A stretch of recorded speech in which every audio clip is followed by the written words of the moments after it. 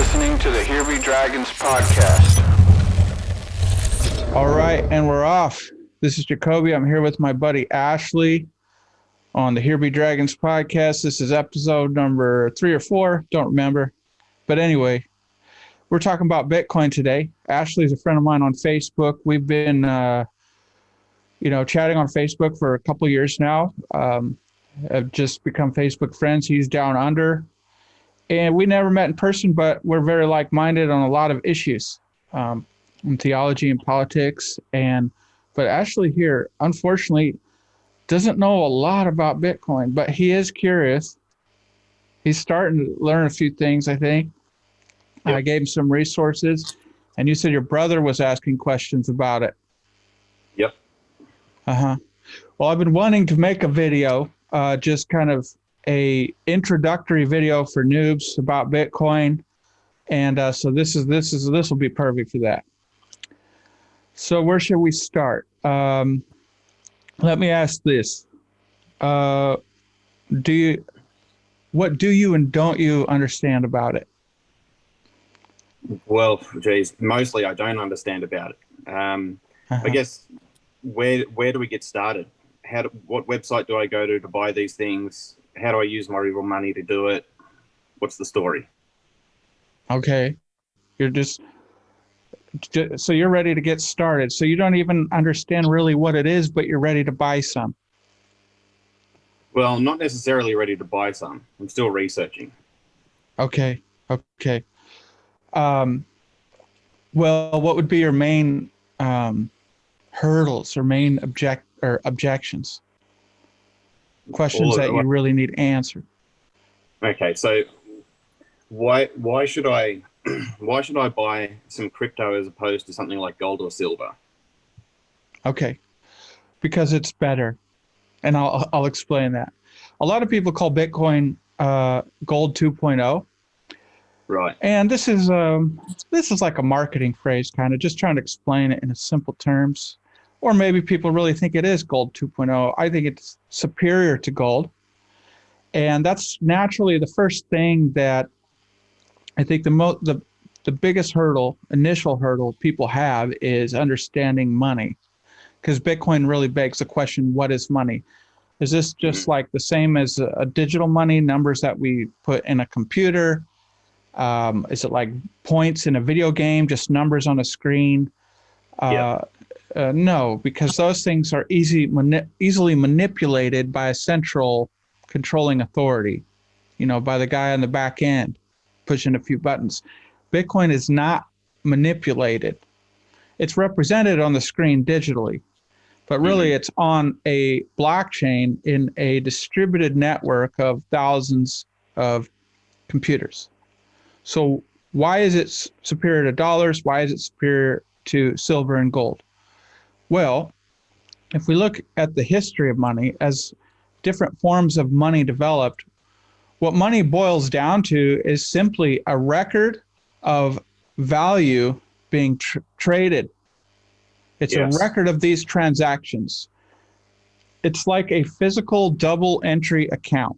What a double entry account is when you have an accounting book and you record the debit from one account and the credit to the other. So if I give you $10, that's debiting from my account $10 and crediting to your account $10, right? Yep. So Bitcoin does this publicly because anyone can look on the public record and see, okay, 10 Bitcoin were debited from this account and credited to this account. So, but it's not only a double entry, it's a triple entry. Why is it a triple entry? Because anybody can publicly verify it, that this transaction took place. So money is a record of a transaction of value. If I had those, I don't know what they're called, but those wooden balls that you move as a counting thing. Yeah. So if you were to keep score of something, you just move those balls, and that's like a public record that everybody can watch. Of course, somebody can easily cheat that system. So that's one of the properties of what we would call sound money. So through the ages, we've found as a society the best ways to transact and record those transactions in a reliable way, in a trustworthy way. So properties of good money would be if it's portable, if you can carry it around. You know, people used to trade cattle, but that's not the most convenient form of value because it's not easy to carry it around. So portable, you know, you can send dollars from here. I can send it to you down there, down under, but it might take a day, 2, 3 for that transaction to be verified, for it to be complete, and it has to go through a middleman who may censor that transaction, may take a big piece of that transaction. It may be costly, and it's not private. What if I have private reasons, legal reasons, for nobody needing to know about what I do with my own money? Okay, so Bitcoin is much more portable. I don't need anyone's permission, and it can be there within minutes. And there's other cryptocurrencies that can even do it faster. And then Bitcoin has new technology being developed called the Lightning Network, which does it faster as well. So that's really. Yeah, we have portability. We have also durability. How long will it last? Gold is superior to silver because silver can corrode faster. I mean, it corrodes slowly, but it corrodes faster than gold. Gold basically doesn't corrode. So it's very, very durable. So in this property, gold is a very superior form of money. But Bitcoin is even more durable because you can't destroy it once it's created. Okay? Unless perhaps you had several high-powered quantum computers or something. So then we have portability, we have durability, we have divisibility. So like a dollar, you can break it down into pennies, right? So you can break down the different sizes of the transactions. It makes it more convenient. So we're not only going for reliability, we're going for convenience, because anytime you save time, you create value, right? So then you have fungibility. So if I trade you a diamond for a diamond, they're usually not equal in value.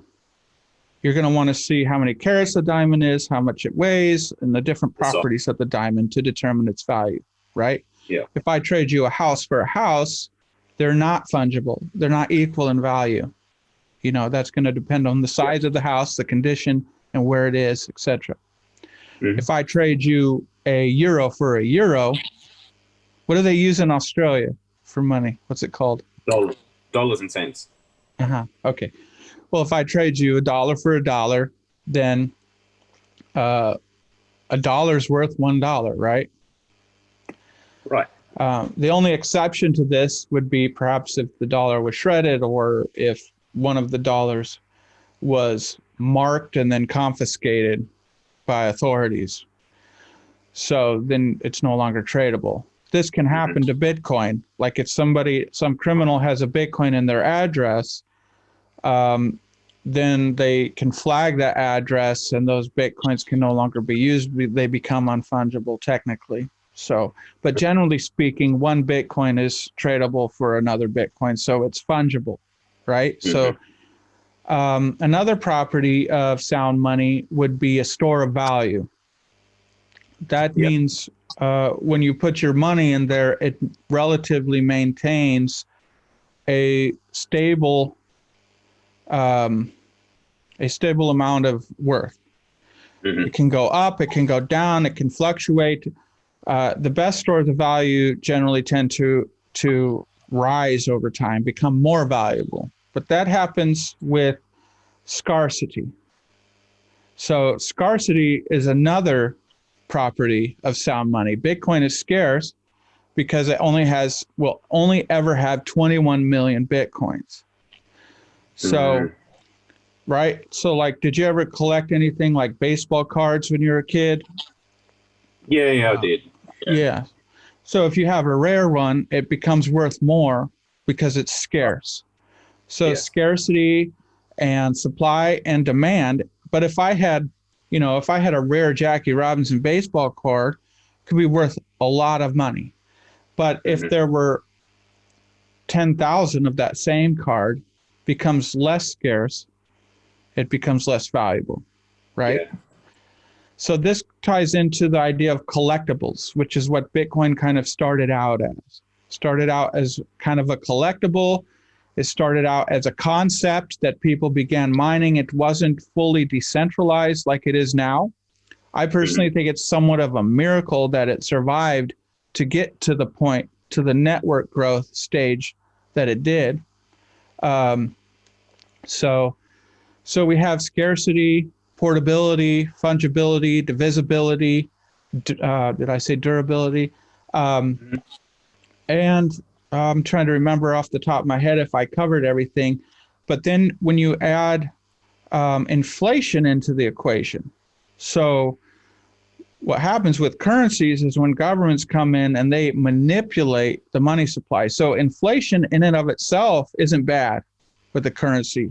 What's bad is when the inflation is manipulated, and doubly bad when it's manipulated to benefit those controlling manipulation. Yes. And that's what the Keynesian system of the dollar does, because every time they bring new dollars in with quantitative easing or lowering interest rates, or just entering numbers into a centralized database, they are benefiting those closest to the money spigot first. The big banks with a lot of money can then take the money and buy commodities, buy stocks, things that truly have value out of money that was created from thin air, that's based on nothing but faith. Yeah. Based on that, nothing but faith by government decree. So, and for some reason, we all trust them. Because it used to be backed by gold. Every dollar was backed by gold. What happened after World War II was the United States wound up with 2/3 of the world's gold. They were selling all kinds of weapons and machinery to England, made a ton of money there, made massive loans. Everyone owed them money. They went into Japan and just took a bunch of gold.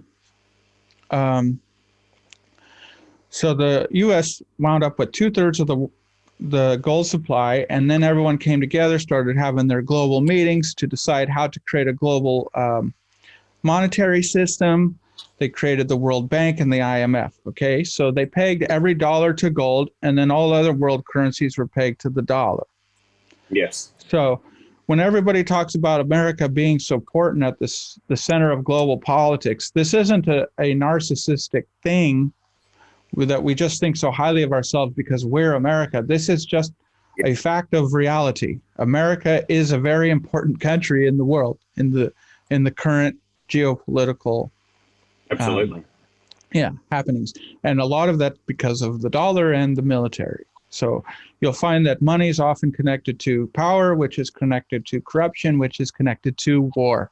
So all these things are tightly intertwined. So when they bring new money into existence, there's a thing called the Cantillon effect. So it's like, think of dropping honey in a jar. It first clumps in the center of the jar and then slowly spreads out throughout the rest of the jar, right? So those in the center that touch the money first benefit the most from it. Not only do they have large amounts of money to generate more wealth and experiment more, make more investments, some malinvestments, some very rewarding investments that make up for losses and things.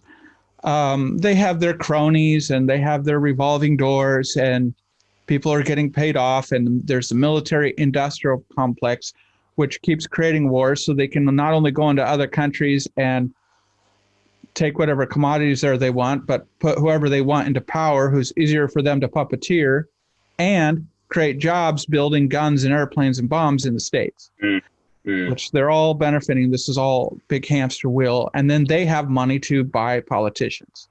So the banks first, the big banks first get this money that has been newly created, newly issued. And then by the time it trickles down through the economy to the small people that just, have a 9 to 5 and maybe living check to check, and some of them maybe have some savings. They're basically spending it as fast as they receive it. So they're not feeling the impact of the inflation, unless you're in a country that like Venezuela or others that experience all of a sudden this hyperinflation, then everything just falls apart, and they look at other alternatives or try to get out of the country. So this is taking longer for the dollar, even though they keep inflating it. It's an inevitable outcome, because you can't just keep adding more and more debt. The dollar's based on nothing but debt and government decree. So when they issue a new dollar, they receive a bond that's basically a promise to pay back those dollars with interest. Then they sell those bonds to other wealthy people or other countries. So when the countries own these bonds, it's basically, here, I'll give you some money. It's a loan. And you'll pay me back. You'll buy the bond back with interest. Right. So the whole system is based on a debt and a promises. If you go back, I think it was like the 1100s in England, the king there needed some money. So what he did is he created a thing called tally sticks. It's just a piece of wood, and they'd make marks on the wood according to how much debt was owed. Then they would cut it in half, give one piece to the debtor, and the creditor would keep one piece, so they knew how much money was owed. So the king went to the goldsmiths, who were acting at that time as bankers, and said, I need this much gold. Here's some sticks with some marks on it. Give me the gold so I can go to war, and I'll come and pay you back. Later, he defaulted on that, and he just declared the debt illegal. So, I have no idea. So that's on a much smaller scale, but now the U.S. is raking up trillions and trillions and trillions of dollars in debt. And it's amazing it's lasted this long. But I think the reason why, my own speculation, is because really, in 1971, they removed the dollar from the gold standard. So they actually not confiscated, but made people turn their gold in and sell it to the government at a fixed price. It was not based on a free market price. So this is all centralized. This is socialism. The central bank, the fixed prices, demanding people give you their gold. This isn't a free market. This is communism with a capitalist mask on. And so then the dollar got removed from gold, and it's just, free floating now, and all the other currencies are pegged to it, right? So it's worthless. It's just a concept in our mind, this piece of paper. It's a piece of paper we use now to record those transactions of value. A physical double entry accounting method, basically. That's how I think of it. So, but over time, each dollar gets worth less and less and less, very slowly, like the frog in the water that's slowly being warmed up. So now if we go to, gold and silver is going to be much more reliable. The way you might buy silver right now as opposed to gold might be because gold had gone up so much more than silver, and silver had more room to rise. So what investors might look at sometimes is, they allocate a portion to different commodities like land, gold, silver, securities, stock and stuff. And depending on what their risk level is. So there's some investments that are more higher risk. Gold and silver are a lower risk investment. They're like a storing of value. So if you have some extra money, you put it there to kind of keep it stable, or in hopes that it would grow some, right? So now Bitcoin comes as a superior form of money because it can't be inflated. So one thing we take into account is a thing called the stock to flow ratio. So there's so much gold in existence, that's the stock, And every year, a little more gold is added to that world supply. And that is called the flow, the amount that it increases every year, like 2% or less, I think it is. We don't actually know that. It's not provable. That's just what's publicly available, what knowledge is publicly available. Somebody could be mining it somewhere and keeping it in a warehouse and not disclosing that information like they do with diamonds to keep the supply lower so the price doesn't go down. You're right. So they play all kinds of market games with this stuff. Gold, it's hard to play. It's hard to play market games because the market is so big. The bigger a market is, the harder it is to manipulate. But there are people with a lot of gold, you know, like central banks and stuff that likely collude and play games on the market with this stuff, or keep some gold off the market. I mean, I can't imagine why they wouldn't. And then another thing about gold is they can create a thing called phantom shares, where they sell somebody gold on a piece of paper, but they keep the gold in their warehouse, and then they sell that same piece of gold to somebody else. So it's like a derivative of gold, basically. And they call this phantom shares. It's illegal, but it happens. Right. So that's the difference between gold and Bitcoin. Another difference is that the supply of Bitcoin, how much exists, is provable. It's publicly verifiable. Now, I personally don't like the fact that Bitcoin has a capped supply of 21 million. While this makes it more scarce and makes it rise in value over time, and those 21 million will be mined in the year 2140. So we still have a long ways to go.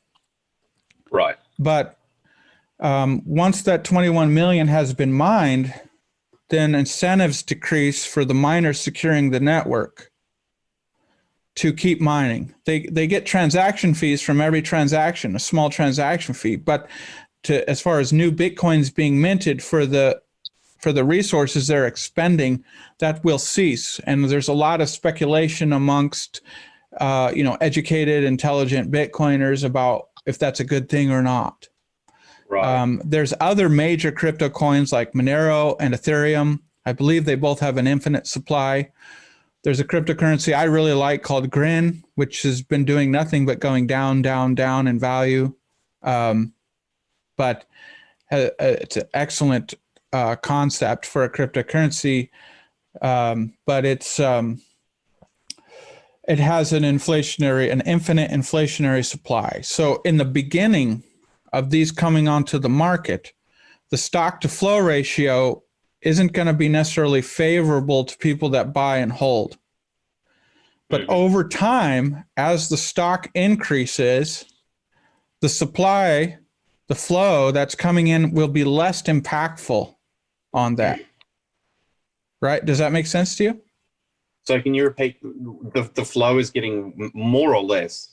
The flow stays consistent because you can't manipulate it. That's why I love cryptocurrency, because the inflation is steady every year. It's programmed. Okay? So it's predictable. It's not, the government can't manipulate it. The banks can't manipulate it. Nobody can tamper with it. It's a steady inflationary rate. But every year, the supply of coins on the market gets bigger and bigger. Yeah, right? Yeah, okay. But the flow is consistent. Right. This trickle of coins coming in every year is consistent, never changes. But so the ratio of stock to flow changes every year. Now you with me? Right? There's less flow per stock. Yep. Yep. Okay. And so it slowly impacts the market of the volatility of the coin also. That's another thing people don't like about crypto or Bitcoin is they see the charts doing this, So, but that's because it's a young market. It's just entered. There's a lot of speculation, and it hasn't become widely accepted. The more widely accepted, that's another property of money I forgot to mention, is wide acceptance. And that's usually the final stage. So you have gold it's durable, it's fungible if you weigh it, and if it's the same level of purity, it's divisible. You can break it down into smaller coins. But with gold, you can also make coins. You can debase the currency by mixing copper in with the coin, or nickel, or whatever more crude metal you want to use. Right. So people do that as well. They tamper with it. You can't tamper with Bitcoin. It's tamper proof. That's why it's more reliable. So that's why I think the reliability is like a bottom line factor in determining how sound money is. How reliable is it? Can it be manipulated? Can it be tampered with? Can it be corrupted? Can it be inflated unpredictably or unexpectedly? Right, that makes sense. So Bitcoin is more reliable than gold for those reasons. Yes. So it starts out as a store of value. Then it becomes a unit of account. This is when it's evolving as in wide acceptance. So that means one Bitcoin has the purchasing power of one Bitcoin can buy a pizza. And then later on, one Bitcoin can buy you 10 acres, or whatever. So it becomes, so if the dollar were to die, hypothetically speaking, there would possibly become a thing called hyper Bitcoinization, when Bitcoin would suddenly, its purchasing power would no longer be measured in dollars. It would be measured in Bitcoin, but one Bitcoin would be able to buy so much more. Right. So it's not people measure in dollars just because that's how we think now, and it's easier to measure it and understand it that way. But, and some people think the dollar won't die. They'll find a way to keep it around. Maybe. I think maybe if they repeg it to gold and they do a reset, that could possibly be. Mm-hmm.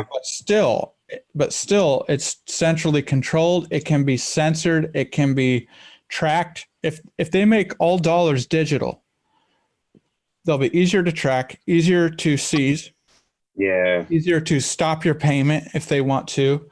If you even dissented against the government, let's say they can stop your ability to travel or spend money. And so they restrict all your freedoms. So that's another reason why cryptocurrency is a superior form of money. And that's another reason it makes it more reliable. I'm sorry? Because the government can't get to it. Yep. Well, we'll get that to it in a second. That's one of the things. Another forms of sound money is if it's confiscation proof, censorship proof, and sovereign state resistant. So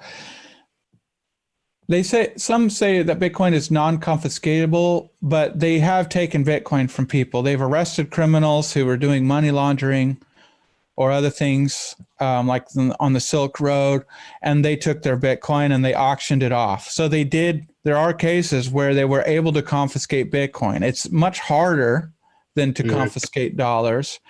But one of the objections people have about Bitcoin is that it's used for criminal activities. Well, so are dollars. Oh, dollars. Yeah. So are dollars, right. And even more so probably. And they find ways to launder dollars and hide dollars and all this. And so we have store of value, then it progresses to a medium of exchange as it's becoming more widely used and accepted. Then it becomes a unit of account. So one Bitcoin can be broken down, is it 1 million or 100 million? I forget off the top of my head, Satoshis, right? So now in time, if one Bitcoin in the future becomes worth a lot, they'll measure in Satoshis instead of Bitcoin. Right. So one Satoshi can buy, you a pizza, right? For example. Right. So then it's a unit of account. So did I flip unit of account? It doesn't matter. So you have store of value, medium of exchange, and unit of account, and then it becomes widely accepted. This is like the final stage in something being accepted as money, and more infrastructure is being built around Bitcoin to make it easier for day-to-day microtransactions. Okay. So now Bitcoin was the first in a like a major technological breakthrough in cryptography and encryption and time stamping, and how all this is connected together to form blockchains that record all these transactions, which no one is able to hack. Okay. In the early days, somebody could have hacked it because it was a small network. Let's say you had just 5 people mining it, or even if you had 100 people mining it, and they were mining it on their laptops. So if somebody, but it was worth, fractions of a penny back then, so nobody cared to attack it. If it was worth more people could come and get, somebody with some money can easily get 100 CPUs or just 51 CPUs. If they get 50% of the power, they can start spending Bitcoins and then go back, change the block as if they never spent those Bitcoins. Yeah. Right? But it doesn't make any sense to do that because they have just compromised the value of the very thing they just stole. Yeah. So if they attack the network and then allow themselves to double spend on the network, then they've just undermined the value of that very thing. So it's called game theory. It just doesn't make sense for anyone to even want to attack it.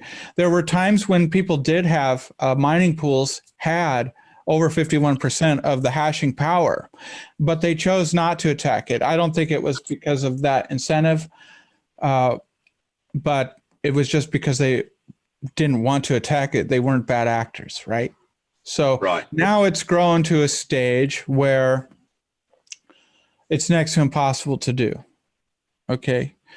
The only downside about Bitcoin is, the first thing is, I don't know if the 21 million is such a good idea, and people debate about that, the 21 million cap, or the fact that the majority of the machines are in China. So, yeah. So that begs the question, who's behind that? Because China actually outlawed Bitcoin mining, but then the majority of the hashing power is still going on there. That tells me that there's people allowed to do this, but the government has them in their back pocket, because it kind of has this semi-capitalistic structure where a free market is allowed to exist as long as you're cooperating with those in power and probably benefiting them somehow. Yeah. So that's a little bit of a sketchy thing about Bitcoin. And so now, so this began in 2009.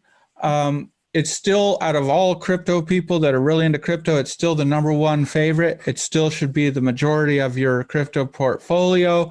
And then people speculate on others and the technology they're building, like Ethereum, and it's more Turing complete. That means you can put smart contracts on it.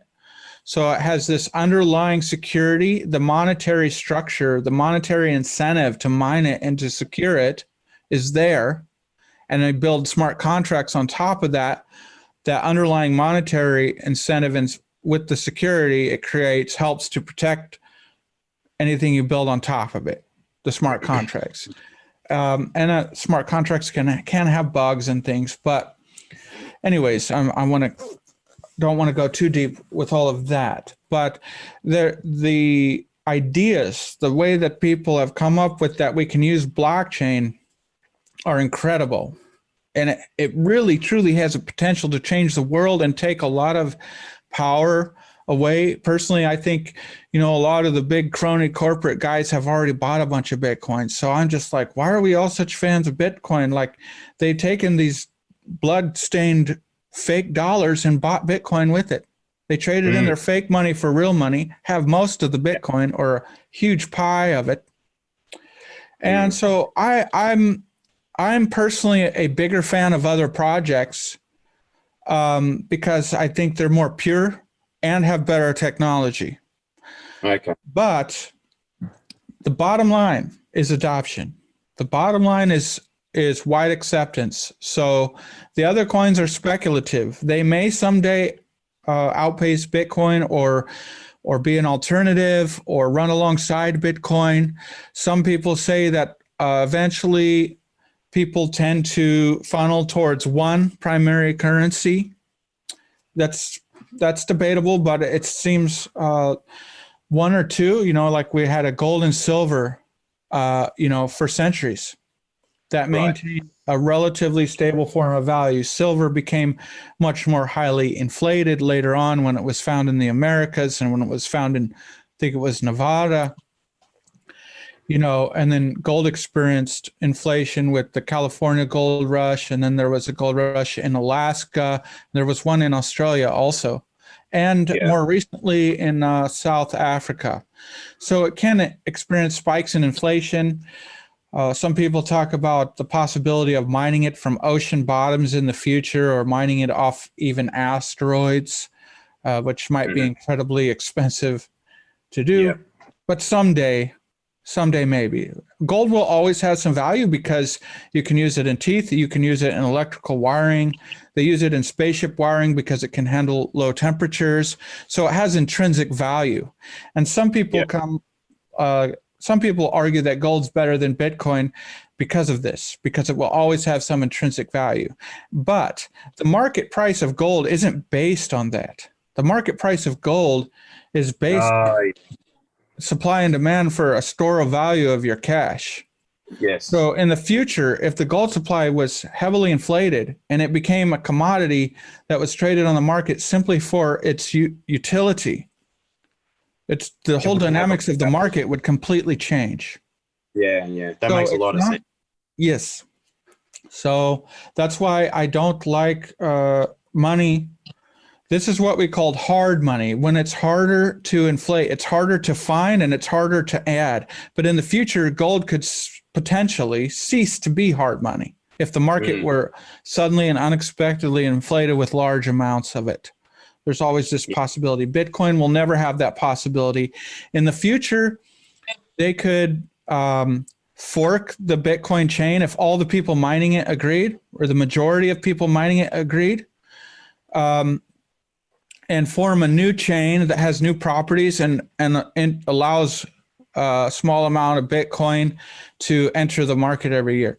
But, some people, I just saw people arguing about this on crypto Twitter. There's a bunch of Bitcoiners and crypto people on Twitter. That's where they all haggle and stuff and post. Yep.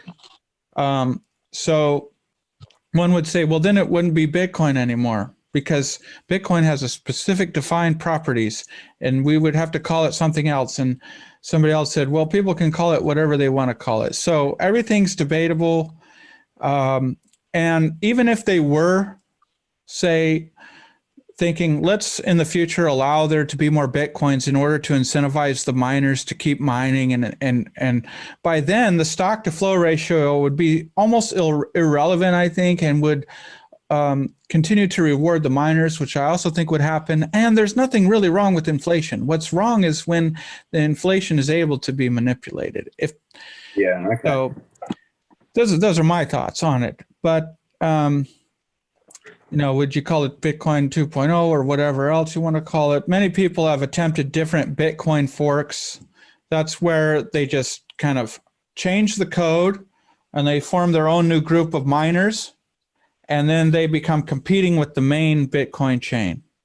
So, but usually those things die out and don't catch on, because what ultimately it boils down to is acceptance, the network. Network effects for anything are huge.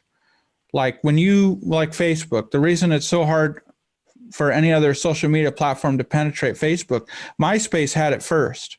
But MySpace basically defeated themselves because they had certain coding parameters that couldn't be updated to keep up with the network growth. I mean, they had it locked in, but they defeated themselves. And then once Facebook stepped in and grew way bigger, it's going to be next to impossible to take it down unless the government does something, because right now they've been kind of stepping over on their censorship and everything. But the network effects are so huge. Every time you add, so if you have 10 people using a network, you take 10 times 10 to determine the value of the network. And if you have 11 people that join the network, you take 11 times 11. So for every person that joins the network, it grows exponentially in value. Yeah. That's how they kind of determine the value of network effects. Now with money and with cryptocurrency, we have a network effects of the miners, how many miners are on it. The more miners, the more decentralized it becomes. The more holders of the coins, the buyers of the coins and users of the coins on the market, that's another network effect. Then you have developers, people programming and building applications on top of it. Some people say that's the most important network effect, because if you don't have anyone building something on it, then it won't, stand the test of time. It won't grow with the technology, with the things people are trying to do. What's that?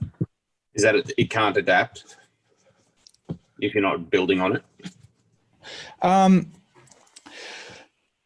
Not adapt, but innovate, I would say. They're doing different things with blockchain where you can track maybe someone's identity, you can digitize property ownership in an expensive painting or real estate or stocks. So basically you say this stock has this identifying number that's on the blockchain and publicly verifiable, and the ownership is publicly verifiable, and they can trade that stock now on the blockchain. These are called NFTs. So if I digitize something you own, basically I put a digital record of the ownership of that on the blockchain, and now you can trade it with anybody in the world any time of day. Mm-hmm. And once you've traded it, and you sign the transaction, and there's different ways they set this stuff up. They can go through, authorities to make it official. They can have multi-sig, where it requires multiple people to sign the transaction to make it verifiable and things like that. So more and more in the future, everything's going to become digitized and become more open. This is another thing that gives Bitcoin such immense value, is that it's open source. So, and this is another thing that increases network effects, because it decentralizes the power. That means anybody can mine, anybody can join the network, or anybody potentially can develop, can write code. So, developers might come and look for bugs, or they might think of a way to make it stronger, more robust, maybe make it faster, less expensive. All kinds of things developers are doing, and there's different developers that use different code. For example, some of the top cryptocurrencies are Ethereum and Monero. So Ethereum uses Solidity. I forget what Monero uses, but Cardano. Cardano uses Haskell, right? So, but they've also implemented a system where Ethereum developers can build on Cardano. So I better slow down, or I don't want to get too complicated, but we're starting to get layer 2 solutions that are being built on top of the first layers, like Matic Network, that make transactions faster and cheaper. And then every so many batches of blocks, they communicate with the main chain so that all those transactions are secure and publicly verifiable, but a lot of the microtransactions are taking place on a second layer to make things faster and more convenient. So there's like Matic Network that runs on top of Ethereum. Ethereum is probably known to be the crypto community with the largest network of developers, because they're Turing complete. They have smart contracts. There's other smart contract platforms out there that are competing, that want to compete, but Ethereum was like a big first mover in the space. The guy who founded Ethereum, Vitalik Buterin, was in the Bitcoin space early on. He was writing for Bitcoin Magazine, so his reputation and just awareness of him carried a lot of weight. And so Ethereum came out and launched, I don't think it was the first ICO, but it was the first really widely accepted ICO. What an ICO is when they pre-mine some coins. That means instead of mining the coins, they have so many coins already available when they launch their network, the mining. Right? So when they launch it, they already have these coins and they sell them on a public auction, or not an auction, just a public sale. And people can buy these if they want to speculate. Let's say they read about the project and they like its concept, they like the technology, they think it has a good potential to be worth more in the money. So you got all these people who understand the technology. Maybe some of them just purely want to help change the world. Then you got a whole bunch of people who just see an opportunity to make more dollars. And the irony in that for me is this whole thing was built to fight the corruption of dollars, and now everybody wants to use it to get more dollars. Yeah. So, but I can understand some people are investing in it and trading in it to get more Bitcoin, and they're increasing their Bitcoin stash, and then they use a few dollars just to pay their bills every month. So there's people making, a good living in the space that way. There's a little irony in that, but it's, you have to understand that we got to pay the bills, right? So, right. But one of the things I love about this is that it gives us the potential to create a fairer world. It gives us a nonviolent, very convenient way right at our fingertips to push back, to fight the powers that be, And so it's like an armchair revolution. You don't have to be out there throwing Molotov cocktails or storming Washington, D.C., although that would be great if you want to do that. I mean, non-violently and not the Antifa or the BLM way. I'm talking about peacefully. Right. So, but this is a way that we can all actually really make a difference. And the network effects have already grown to the point that it's a serious force to be reckoned with. Yeah. It's not going anywhere. And we have, big corporations like Twitter, Square, that's connected to Twitter, and, many other investment firms and stuff that have bought millions and millions of dollars worth of Bitcoin. They aren't going to let this thing crash. So personally, I think if they were actually smart, they would invest in other ones. But that's because for me, what's more important is the ethos or the goal of cryptocurrency. It's great if I can make some money on it someday. Like I posted on Facebook, there's a project a while back. I interviewed the CEO of it. He's one of the creators of Voice over IP. And they create a thing called Celsius Network, where if you deposit your Bitcoin in their app, they have a secure wallet provider that keeps everyone's crypto secure. And then they loan it out to big traders at interest. So rather than keeping your Bitcoin in your own wallet, you can put it in that wallet, and it will be weekly accruing interest for you. And they pay out 80% of the interest to the people.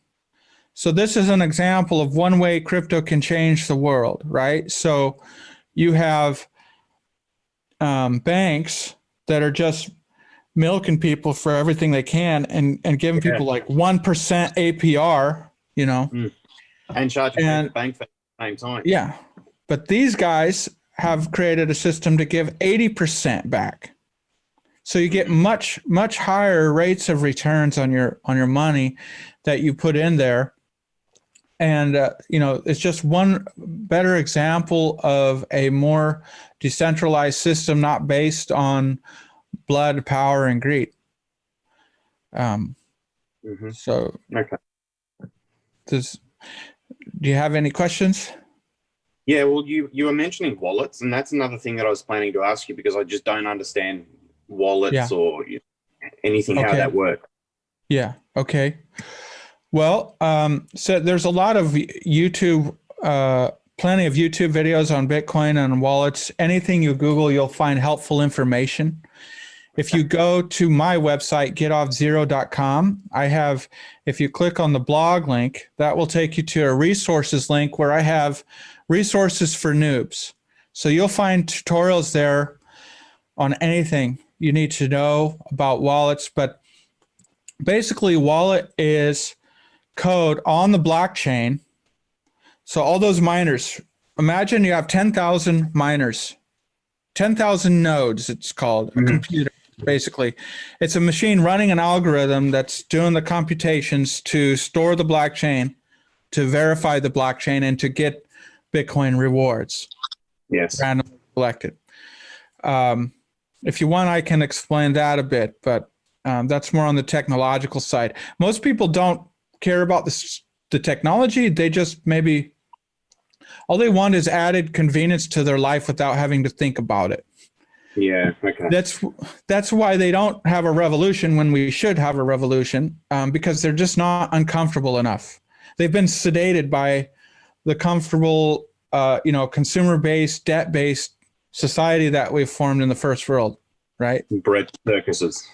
Yeah, but it's all wrapped in massive, massive corruption, and nobody cares. They care, but just not enough to really do anything about it. Or they say, well, what can I do about it? Well, Bitcoin you can do about it. So that's a start, a good start. And so we're talking about addresses. It's basically when you create an address, those nodes all get sent a message about this encrypted string of numbers that says this person owns this much Bitcoin. Okay. So, and it just basically think of it, it's wrapped in encrypted code, so nobody can break in and take it. Once it's assigned a Bitcoin to that address, it's assigned to that address. Okay. And once it's sent out from there, the network of nodes records that it was sent out from there. So it keeps track of what Bitcoin was sent from what address to what address. Maybe think of it like an IP address. I sent it from my computer location to your computer location, but with much more robust security. Okay. And the wallet is just a term to describe this math that has assigned a certain number of Bitcoins to it, and it's an interface. So, when we look at our computer screen, when we use Facebook or whatever, YouTube, we're looking at the interface. We're not looking at the ones and zeros. So on the very bottom layer, you have ones and zeros, right? Then you have strings of ones and zeros put together in a certain way that form computer language, binary. Above that, you have your computer language that interprets those in different ways, depending on whatever programming language you use. There's different programming language that structure that in different ways, right? And then you have the top end code, which is basically like the HTML and JavaScript or whatever you're using to build the interface of things that people see. So the wallet is basically the interface. It's just what you see. And it's just a term to make it simpler to understand. It's what you interact with when you're sending and receiving Bitcoin, right? Okay. So think of it as going on to like an internet banking account and sending out a check or something like that. That's like, your internet banking account. So does that answer the question? That helps a lot to know that it's just an interface. Yeah. It's just an interface. Your actual coins are not kept in the wallet. Like if I have a Bitcoin wallet on my phone, they're not in my phone. So if somebody hacks my phone, they probably won't be able to get in it unless they also get access to my wallet, which should have a password. Mm-hmm. And when you form a password, it's better to use a passphrase and than a password. It's much more secure. And to use 2FA, which is two-factor authorization. So you should always have a minimum of 2 ways of signing into every wallet. Right. Right. Are you familiar with 2FA, like Google Authenticator? I've briefly read about them, but I've never used one. I'd never used one either, but now I use it every day. So every time I sign into a valuable account, I put in my passphrase. I use a password organizer called LastPass, and it's free. I highly recommend that. It makes it very convenient for logging into stuff without having to memorize all your passwords. and 2FA, which I'll show you mine. So this is what it looks like. Can you see it? No. I can I'll see try the to. computer screen. There we go. Okay. So see, Yeah. every 45 seconds, those codes are updating. Right. So those are all different accounts. And those codes are only good for 45 seconds, and then they'll start over again. So every time I go to sign in, I have to put in my passphrase and this code for each account. Okay. So that's how 2FA works. It makes it much harder for anybody to hack you. So, Wow. so yeah. So you want to keep, if you're using these things, you want to be careful. And if you start sending transactions, it's best if you do your first crypto transaction to just send a small amount just to make sure that you do it right.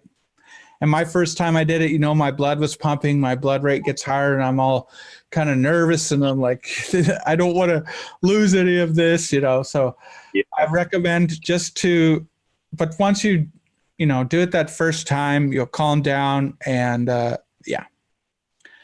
So, and what other questions might you have? Do you feel more convinced at all? Like more confident in maybe purchasing some? Have I won you over? I understand the incentive for buying for using crypto as opposed to gold, which has traditionally been humanity's favorite. Okay. So I think I'm pretty convinced on that. The only other thing that I wanted to know about just quickly was probably the websites that we're supposed to interact with to organize these things. Where do we go to find these? Mm-hmm. Okay, well, it depends on what cryptocurrency, but a good place to start is coingecko.com.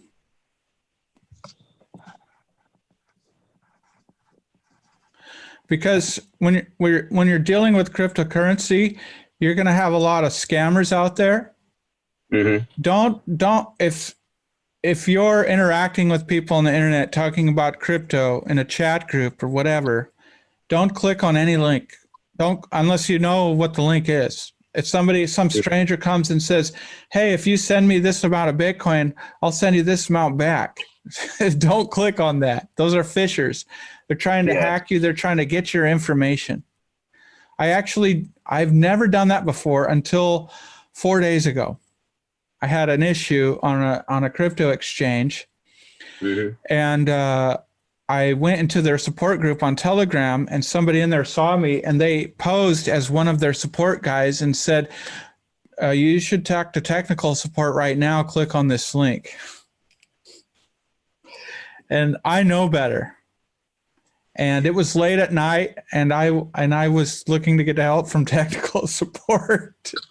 So they ruined my whole Telegram. All these accounts I had in Telegram just started deleting and stuff, and that guy kept writing me message, and I would block him, and he'd just pop up and write me again. And so I was like, oh boy. So I ran a virus software. I checked everything, made sure it was okay. I closed that Telegram account down, and I had to start over. But be very careful about clicking on links, because people will try to get you. Always verify when you're sending crypto. Always read the first 3 numbers and the last 3 numbers of an address. That's probably a little bit overkill, but I just verify. I doubly verify everything matches up. And, send small amounts first to test to make sure you do it right. Don't be sending $100 or $1,000 if it's your first time. Do it in a small, send $1 and test it first. Okay. So the websites, if you go from coingecko.com, what that does is that ensures you that you're clicking on the right websites to the right crypto projects. So you'll see Bitcoin listed on coingecko.com. And then if you click on Bitcoin, it'll take you to a page where you can find a link to the main Bitcoin website. So there's no CEO of Bitcoin. There was never any fundraiser for Bitcoin. That's one of the things people take into account in considering what is considered a fair launch of a cryptocurrency. How much money are they raising? What's the proportion of coins available to the public compared to the amount that's available to the founding team? How is it distributed over time? Is there a wide distribution of the coins, or is it very centralized?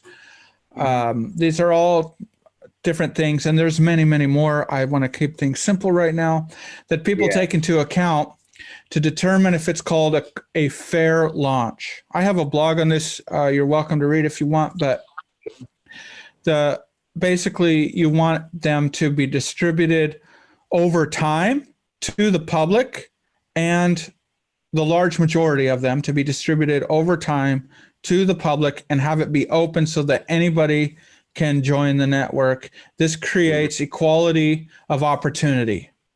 It won't create equality of outcome, because those who get there first and who are most invested, who are most interested, and who help secure the network, they should be rewarded for that.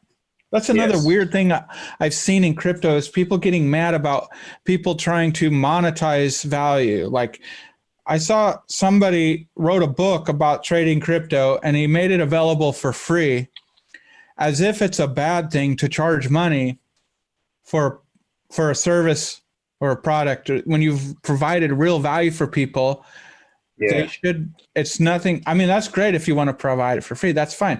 But you shouldn't demonize people that charge for providing value. That's weird. That's like anti-capitalism. I don't get it. No. But for some reason, they've demonized people that use affiliate links, and it's the stupidest thing I've ever heard, especially when we're pro-capitalism and anti-centralization. So people should understand that stuff. It's kind of a contradiction, I think. But I'm not saying there aren't people that are hokey, that are doing hokey things on the internet. I'm not talking about that. I'm talking about people that work hard and provide real value and real service for people. They shouldn't have to just give it away. You're right. But yeah, so I suggest, if for starters, you can go follow the websites from CoinGecko to check out different products. And what I would recommend is, if you wanted to invest in a basket, you were asking about addresses. Now, that's one of the things that people find maybe unsettling about Bitcoin or crypto, is that they have to become their own bank. So that is one of the most empowering things, actually, freeing things, that you're in charge now of your own funds, of securing your own funds. Right. Keep it in your house, right? And there's different ways to store. If you have a large amount of crypto, there's different ways to store it securely. I won't go into that now, but you can find that all info on that on my Medium blog or in my book. But, if you're dealing with smaller, what I do is I take, let's say I have 5 places I keep my crypto. I write out all the information, my private keys that I don't share with anybody, and my passwords and my 2FA code under that account. And I make it very clear. I make sure I wrote everything correctly. I don't take pictures of it on my phone, not safe. I don't even use my printer because it has Wi-Fi. Who knows, somebody could hack that. I never type it into my laptop in case there was some keystroke malware on my computer. I always handwrite it. And then I handwrite 3 copies is what I do. And then I take those 3 copies and I cut them into 3 pieces. And then I shuffle those so that I can put those 3 pieces in 3 different locations. I give them to 2 trusted friends, so that if all somebody would have to do is bring 2 of those together to get all my codes. So like if something were to happen to me, my wife would be able to access my funds. This is my own method I developed. It's kind of, a cheap method. I don't have like several thousands of dollars or hundreds of dollars in crypto.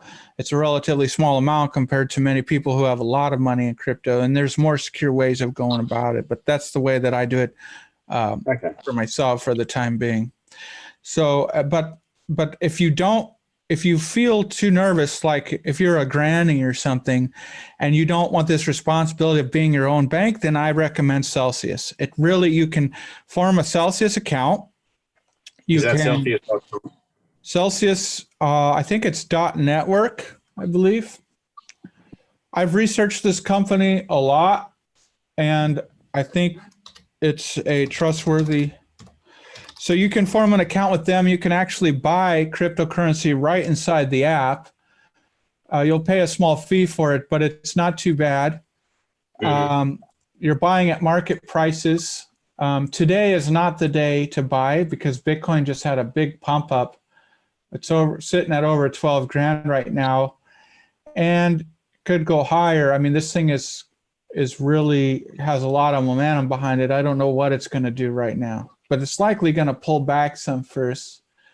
See, that's another thing I should say is if you're a noob and you don't have time to put in to learn how to be a trader, my recommendation is what they call DCA. It's called dollar cost average.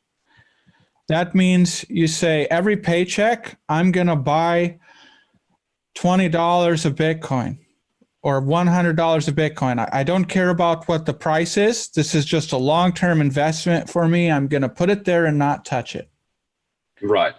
So now, so that's, if you go, Celsius.network, you can form an account with them. You can buy crypto right in their app and just leave it there, and weekly you'll get paid interest on it. That's probably the most convenient way, or to go to Coinbase.com. Coinbase.com is a pretty reliable, secure place. Or, and I'm not sure if Coinbase is available to people outside the US or not, but Kraken is another good one. There's Binance, but I personally I'm not a big fan of Binance because I think they did do a lot of like insider trading and stuff, but they're really big. Like I said, the bottom line is usually adoption. It's not about all your scruples. Like I tend to err on the side of idealism about the purity of the technology, but I have to be realistic at the same time and realize what's actually being widely used. So I have to acquiesce to that at the end of the day, when I would prefer that which is superior in technology and most fairly launched and most pure in its construct would be the winner, but that's not always going to be the case. So yeah, that makes sense. Yeah. So, but Celsius Network I really like,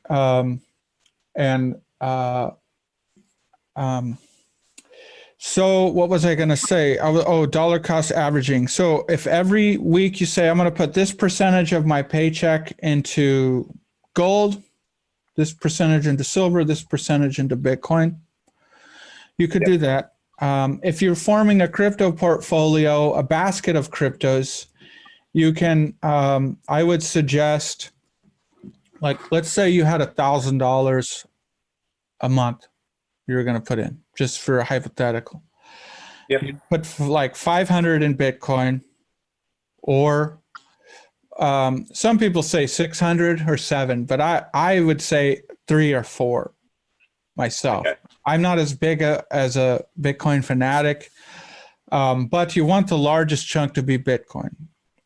And then you might take some smart contract platforms and do what they call hedging, where you say, I'm going to choose 3 smart contract platforms I really like and put $100 in each one, because I don't know which one is going to win.